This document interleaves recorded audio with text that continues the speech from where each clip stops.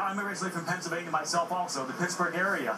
You have a lot of hunters. You can talk to those hunters, and you ask them, do they think that they need an assault weapon to shoot a deer? Of course not. You ask them if there are reasonable things that you can do. Again, you have to present people with a reasonable measure like we did in Colorado. The problem is that so often this debate comes down to, are you pro-gun or anti-gun? Are you for the Second Amendment or against it? You know, there's a lot of gray in between. Okay, let me tell you where it's not in between. Mr. Mauser, let me tell you a clear-cut case. We've been talking tonight about a gunman who may have well used a semi-automatic rifle with a 100-round clip in it.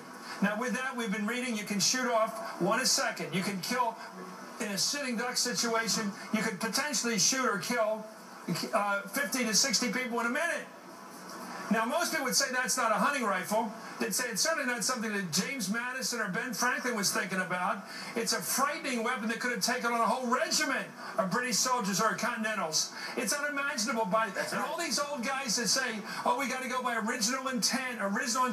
Does anybody really think Ben Franklin was thinking, give people the right to carry any kind of firepower they can put on their shoulder? Of course he wasn't thinking that, because he had no imagination for something like that existing. I don't think. I think it's reasonable. What do you think? Right, and that's why in this political environment here in Colorado, we're going to have to ask those people who are running for office: are you okay with a 100-bullet clip? Is that okay? Is that reasonable to you? Do you support that?